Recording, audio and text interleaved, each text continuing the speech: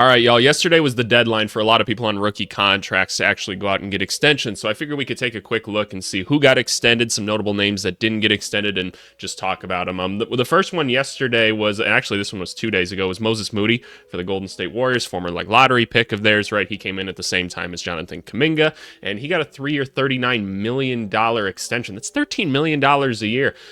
Shams says here, he's like, oh, he's developed into a key, reliable rotation player for Steve Kerr and the Warriors. I like both agree and disagree with that. I think it's important to remember this guy only averages like 4 points a game, and it's not like he's like knocked down from three. I mean, I think last year he was like 35-36%.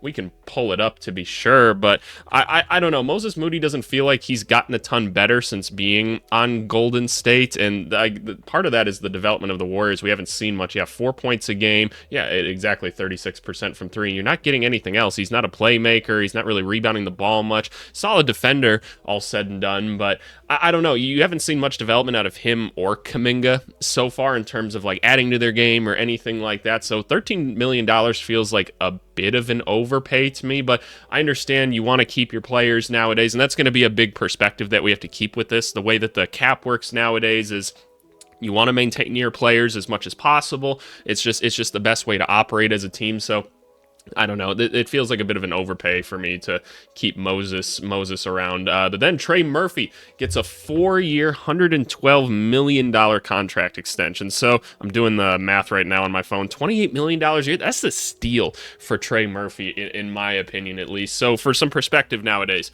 $20 million is like solid starter.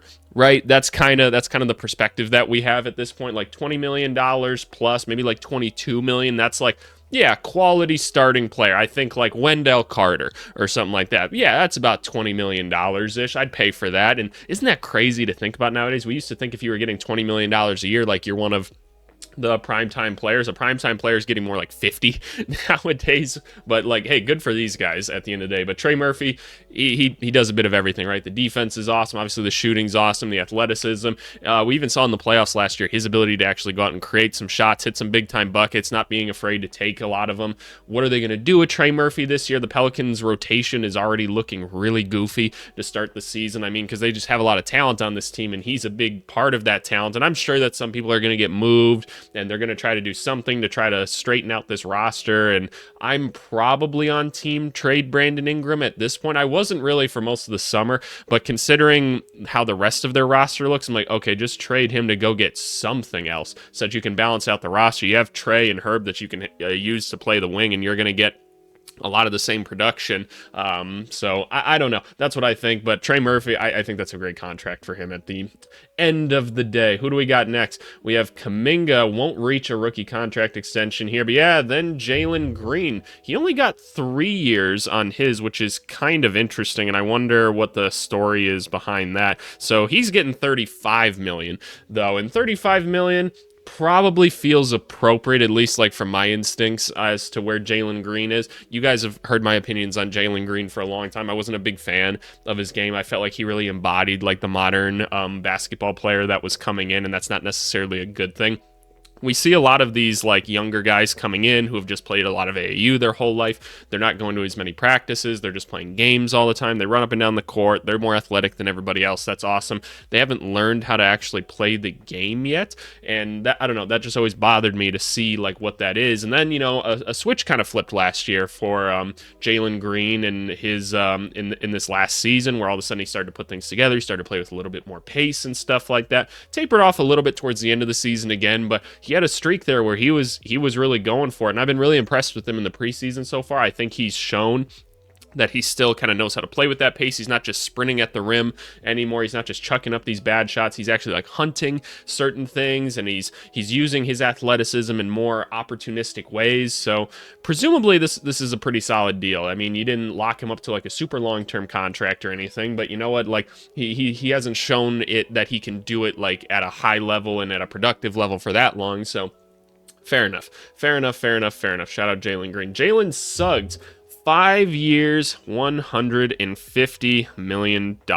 Doing the math on that one as well, that's $30 million. I didn't need to use a calculator for that one. But again, $30 million, solid starter. I mean, Jaylen Suggs is more than a solid starter. He's a very nice player for this team. I've brought up the question a lot of times, like, should he be playing point guard? And my instincts still tell me no. If you told me that Jaylen Suggs was my starting 2, I feel really, really excited about that. I'm like, okay, nice shooter, plays really, really good defense. He plays with a lot of energy. He can play without the basketball. When I think about him playing point guard, I go, okay, very limited, like, offensive, like, creation abilities. Like, how great is his court vision? Can he really do things to set up other people on the court? Because there's not a lot of other shot creators on this team. Actually, I'd argue there's probably no true shot creators on this team. Cole Anthony's probably the closest thing you have, and it seems like he's even falling out of the rotation at this point. And I have to imagine he gets traded this year, right? It seems so easy, but I'm not going to speculate on that too much in this video. But I did see some things out of Suggs at the end of last season and in the playoffs where I'm like, okay, I at least have hope for him at the point guard spot. And obviously the fact that they didn't go out and get somebody else when there were definitely options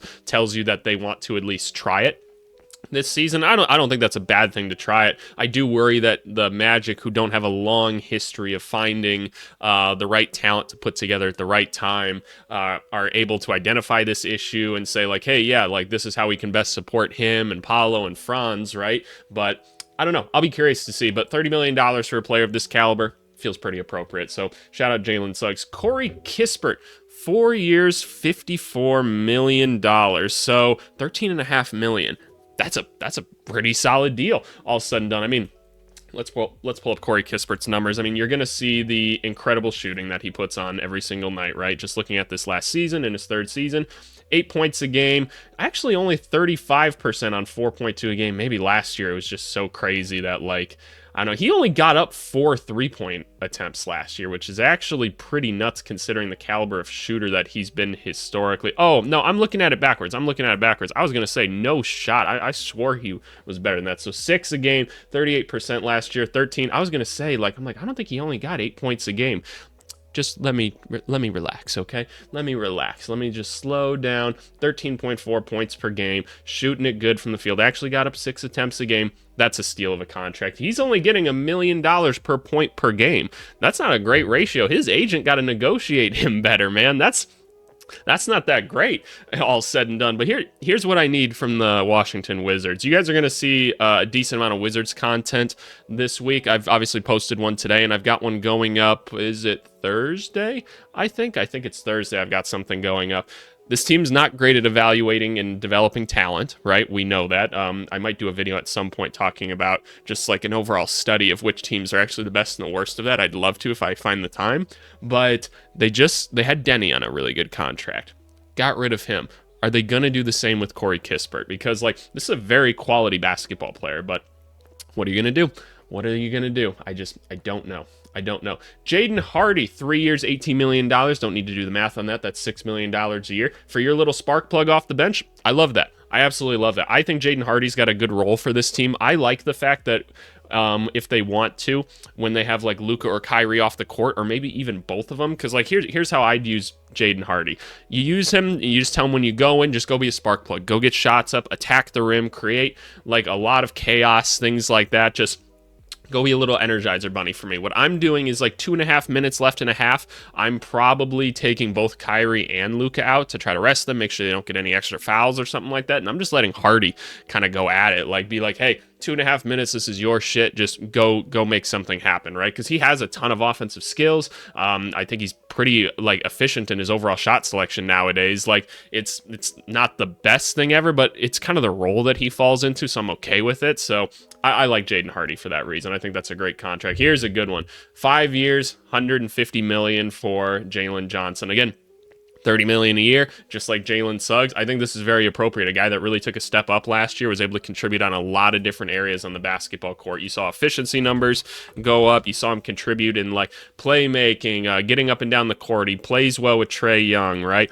There's a lot of things to like about Jaylen Johnson. I almost sorted it incorrectly again. There we go. 16 points a game last year. Obviously a huge jump from his first 2 seasons. Shooting at 35, almost 36% from 3, which is awesome. Getting you almost 9 rebounds a game and almost 4 assists. Like, this is a guy that's contributing on a lot of different areas on the basketball court, and he's Like, the defensive numbers aren't going to look good, but I kind of want to ignore those because every single Hawks player like isn't playing good defense somehow, and I can't rationalize that because like there's good defensive players on this basketball team. Like, there just are, for whatever reason, team-wise, they just can't help them succeed. So shout out Jaylen Johnson, man. I think he deserves this contract and then some. Hopefully a guy that they'll continue to build around. Aaron Gordon, 4 years, $133 million. I can't do that math off the top of my head. 33.25. That feels like a steal. How old is Aaron Gordon at this point? I actually sat next to Aaron Gordon on an airplane once randomly, and we were just chatting it up. I was actually coming back from a rehab thing that I had to do. I'm looking at the wrong thing. Let's go to age. How old are you at this point? 10 years. Where's age? Am I slow? Oh, it's right here. 29 years old. No, yeah, another 4-year contract feels very appropriate for him. Obviously, he's got to get the shot down, right? Especially this year with the lack of talent that they're trying to find, or the lack of talent they're trying to find, the lack of talent that they have depth-wise on this team. They're going to need him to be more of an offensive factor than he was last year. I mean, we can take a look at the counting stats if you guys really want to, but I think we have a generally pretty good idea as to where Aaron Gordon's at this point. 13, 14 points a game, right? Only 29% from three. Like, everything else about his game is awesome, right? The defense and everything. He plays really, really well without the basketball, which is great when you play with Jokic, right? He knows how to play that baseline and everything when they go to the hub offense. Awesome. This is also a big deal just because obviously the Nuggets are the poster children of, like, they lost Kentavious Caldwell-Pope this year and they don't get anything in return because of how the salary works nowadays. So bringing in Aaron Gordon, giving him this contract, making sure you don't lose him for nothing, it was a big thing for them. They absolutely had to do it, and he's obviously been a championship caliber player for them, so he deserves this contract. Shout out Aaron Gordon, man. Do we have other ones to look at? Nope, that's it right now. Let's take a look at some people that didn't get it. I found this article here, and I think this is interesting. Notable players who didn't sign extensions. Santi Aldama from the Memphis Grizzlies. Yeah, no, Santi's been a solid player overall for the Grizzlies, and I mean, I wouldn't be surprised if they start him, honestly, this season, just with all the different things that he's able to do. He's really dynamic in a lot of different ways. Obviously, last year's stats are going to be a little bit inflated just because he got a lot more time, but I also make the same argument with people that will say stuff like that, like, okay, he still went out and did it, and he's got pretty poor teammates around him, so guys could lock in on him more. But you're getting about a 35% three-point shooter out of him. You had to take a lot more last year and probably a lot of worse ones. 5-6 rebounds a game, double-digit scoring. Like, this is a very solid basketball player. I like that he can kind of play the 4 or the 5. He can space out. He can still protect the paint a little bit because he's a pretty solid athlete. Still only 23 years old, and I think he's shown enough on like all ends of the court that he probably can get something. So it seems like he's betting on himself a little bit here. Josh Giddey for my Chicago Bulls. Obviously been a high-level basketball player in the league for a couple years already. Obviously one of the best playmakers you'll find. Actually really, really good defensive player, but y'all want to hate on him. Just, I promise you, I know he doesn't like stay in front of people as much. There's a lot more that goes into that stuff that you don't understand. Josh Giddey's a pretty dang good defender in the NBA. So you got this guy that, while his offensive game is limited because of the outside shooting and everything, still contributes in a lot of different ways. Not a surprise here that the Bulls are being like, yeah, let's play out this season, see how it goes, and get you an extension afterwards. Jonathan Kuminga, yep, that's obviously a big one. A lot of people are expecting Kuminga to kind of break out. This is obviously going to help motivate him, at least you'd hope so, right? I personally am not on that train myself. I just haven't seen enough out of his game to think that that's warranted. He's a crazy good athlete. He can put the ball on the floor and go in a straight line. I haven't seen him like create anything else, and I don't see the shot necessarily developing like that. And again, I kind of want to blame Golden State because I don't see them developing any other talent either. So I don't know. Like, there's a big part of me that just wants them to move him and Moses just to see what happens if they go into another system and they get different opportunities, stuff like that. But for the time being, no extension for Kuminga. We'll see how this affects Golden State. And then Davion Mitchell. Yeah, that's not necessarily a surprise. I'm not surprised by that one at all. I mean, Toronto's going to give him a shot this year, and he had a good end of last season, but otherwise Davion Mitchell's kind of been dropping in performance since his rookie year. His rookie year, he's really promising, that kind of 3-and-D, like, scrappy little point guard, and it's just kind of fallen off. But again, at the end of last year, things started to pick up a bunch for him, and he was actually pretty helpful for them come end of the season. So is what it is. Davion Mitchell's going to get a chance to do it. But yeah, those are some of the notable names that got extensions and some of the guys that didn't. All right, we'll talk to you guys later. Thanks so much. Bye. Hey, so I was just about to edit up my video and everything, and I realized that Shams didn't actually cover the Alperen Şengün extension for some reason. Shams, you're not doing a very good job of replacing Woj so far. Come on, need you to do better. But yeah, AP also got one, right? So I'm going to take my headphones off too because I can't hear myself talk when I do this, and I need to. But yeah, obviously Alperen Şengün getting 5 years, $185 million. Let's do the math on that quick shit. 185 divided by 5. That's $37 million a year. He's got obviously more all-star potential, so I feel like that's gotta warrant a lot of it, right? I mean, he was the leading scorer for them in a lot of aspects last year. Obviously, his ball handling and his ability to like score in the post is actually a really underrated thing, but the size and strength that he plays with, like, defense is getting a lot better. So I don't know. I think Alperen Şengün deserves every bit of that. If anybody was going to be an all-star on this team, it's probably going to be him, at least in my perspective. Just does Jaylen Green maybe have like more potential or something? I guess maybe you could argue that, but Alperen Şengün's got all the skills and the mindset down already, so I think that one's a good one as well. All right, I just wanted to cover that one quick. Back to the end of the video. Bye.